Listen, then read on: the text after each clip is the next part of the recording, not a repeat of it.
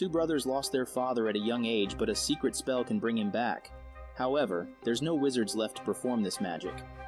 Long ago, the world was full of wonders, adventures, excitement, and best of all, there was magic. Different mythic creatures lived in harmony and used magic to fulfill their all needs. However, using magic and mastering took lots of hard work and patience, so some of them found an easier way. It was science and technology. With each passing year, the advancements in technology and the luxuries it provided made the use of magic almost negligible. But some still believe that magic is still hidden in the hands of the chosen ones. Among these mythic creatures, there's an orphan elf named Ian Lightfoot who is celebrating his 16th birthday. He gets up early and wears his dad's sweatshirt. After greeting his mom, he starts looking for breakfast. His mother Laurel suggests that he should invite his classmates to his birthday party, but Ian is too shy to do that. Ian is totally opposite of his extrovert elder brother Barley, who is never afraid to show his real self. Barley has keen interest in magic and knows everything about all the historical mythic creatures and their powers. He advises Ian to find his powers too. As they get out of their house, they are greeted by the city police officer and Laurel's boyfriend Colt. He comes to scold Barley for his careless activities. Whenever the government tries to demolish any of the historical buildings, Barley gets in the way. Either he's protesting for the buildings or playing a board game based on mythical history. Ian feels embarrassed of his brother and rushes out of the scene immediately. On his way, he meets one of his dad's friends who reveals that Wilden was the most confident person he ever met. This makes Ian desire to become his dad. After reaching school, he decides to bring positive changes in himself and notes them down. He starts by speaking up more and asks the student behind him to remove his feet from his chair. However, Ian is not bold enough to make others care about what he says. Ian doesn't give up and volunteers in the driving lessons, but they don't end up well either. Before going home, he makes his last attempt to socialize and invites his classmates to his birthday party. It went smooth until Barley showed up in his weird-looking truck, which he calls Guinevere. Ian wipes his sweat and nervousness and accidentally marks his face with ink. He gets really embarrassed, so he cancels his birthday party and rushes back home with his brother. Later that day, he just locks himself in his room and plays the short voice recording of his father. Ian wonders if there's a way he can meet his dad and learn some confidence from him. Suddenly, her mother walks in and tells Ian that Wilden left a gift for him. She doesn't know what it is, but Wilden requested to give it to Ian when he turns 16. Laurel brings a wrapped package and Ian opens it excitedly. There's a magic wand inside along with a letter. His father mentioned about magic disappearing from the world, but he believed some of it was left in Ian. Therefore, he left a wand and a few magical words called the visitation spell. It can bring a dead person back to life for one whole day. The boys can finally meet their dad. Barley notices the phoenix gem inside the package that's the strongest magical stone. He picks it up excitedly with the wand and reads the spell. He tries multiple times, but nothing happens. Their heart breaks and they give up. Laurel feels really sorry for them, but reminds them of the fact that their dad really wanted to meet them with all his heart. This gift is still very special even if it doesn't work. After Laurel and Barley leave, Ian reads the spell again, but something astonishing happens. Everything in his room starts flying around. Barley rushes there and his jaws drop on seeing magic for the first time in his life. Suddenly, Wilden starts appearing in front of them, but stops in between. As Ian is inexperienced, the spell didn't work properly and only Wilden's legs were reborn. The gem has been consumed, so the spell can't be performed again. Barley doesn't want to give up so soon. He decides to find another gem before the next sunset and meet his dad. Barley claims that his board game is based on real history, and according to it, a manicore named Corey has the map to find the Phoenix Gem.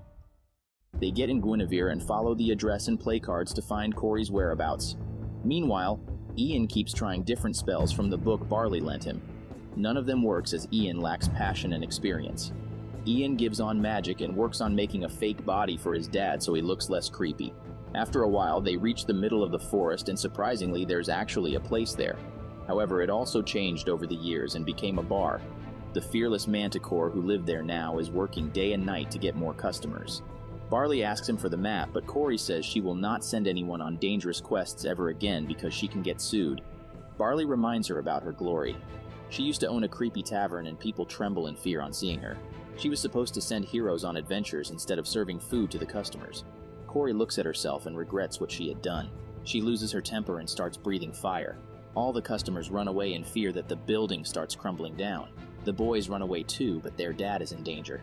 Ian speaks the levitation spell, and fortunately it works. They get back to Guinevere and drive away. They didn't get the map, but the menu Corey designed also had the location to find the Phoenix Stone. Meanwhile, Laurel suspects that his sons have gone to Manticore Tavern, so she rushes there too. Someone guides her that Corey may know where the boys went. So Laurel pretends to be a nurse and takes away Corey. The Manticore forgot to tell some important details to Ian and Barley, so she must find them as soon as possible. The boys run out of fuel on the way, and the emergency fuel can has only a few drops. Barley suggests that Ian tries a spell to increase the size of the fuel can. However, Ian can't do it properly, and he excitedly decreases the size of the can. Moreover, he has turned Barley into a tiny elf. They decide to go with Plan B and look for a gas station. A bunch of pixie dusters are there too. They are no more sweet fairies, but more like hardcore bikers. Wilden accidentally hits their bikes that makes the pixie dusters furious. Ian gets in the truck with Barley and his dad, but he is still afraid to drive. Ian gathers courage and starts the car as there's no option. The pixies keep following them a long way, but the boys succeed in leaving them behind, and Barley returns to his original size. The police stop them for overspeeding, but Barley has a plan. He teaches Ian a disguise spell, and he turns into Colt. However, Ian must speak the truth, otherwise the spell will start disappearing.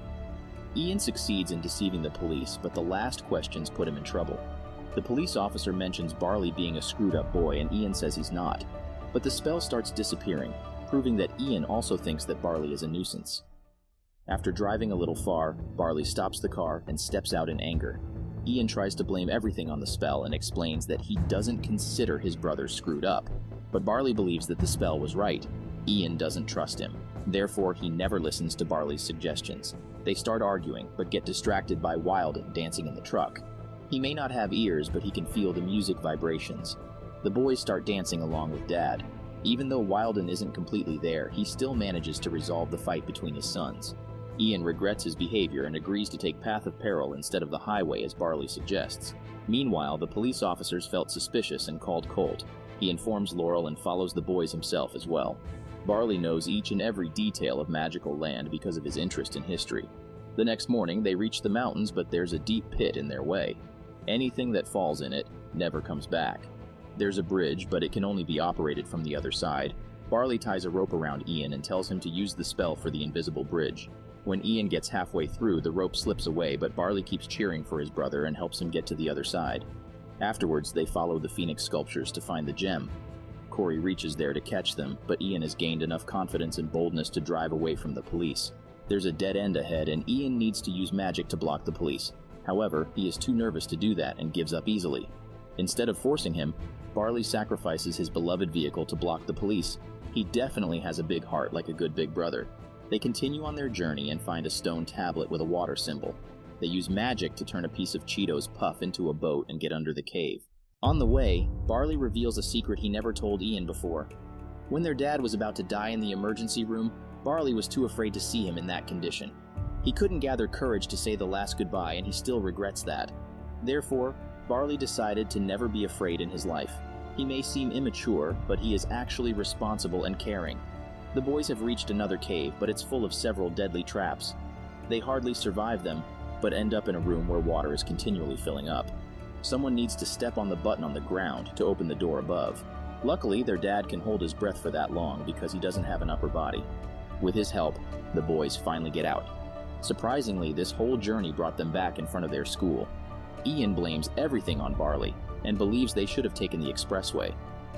Ian calls Barley screwed up and leaves to spend the last moments with his dad. However, Barley still believes in himself and keeps looking for the gem in the ancient fountain. Meanwhile, Ian sits down to cross all the checklists he made about the things he wanted to do with his dad, like laughing together, hanging out, learning to drive, and spending the whole life together. Ian suddenly realizes that he has already done all those things, not with his dad, but with his loving brother. He turns back to his brother, who has finally found the Phoenix Gem. But a red smoke follows him. It's the curse about which Corey forgot to tell them. The curse turns into a huge dragon and wants the gem. Barley gives it to Ian so he can bring back Wilden. Laurel and Corey reach there and try to stop the dragon with the legendary sword they borrow. However, they can't hold it back for long. Barley decides to distract the dragon so at least Ian can say goodbye to Dad. But Ian lets Barley have this opportunity because he missed it last time. Ian already had someone who always looked out for him. Someone who pushed him to be more than he ever thought he could be. He never had a dad, but he always had his big brother. Saying this, Ian goes to defeat the dragon with all the magical spells he learned so far. The dragon is destroyed, and Wilden has completely formed, but the sun is set in already, and Ian can't make it back to meet his dad. However, Wilden sent a hug for his younger son and a lot of love too. The adventure has ended, but it left a deep impact. Ian has gained confidence and made a lot of friends. But most importantly, magic is coming back to the world gradually. Wishing for the things we can't have makes us ignorant towards the blessings we already have. Look around. There's always a reason to smile and keep going onward.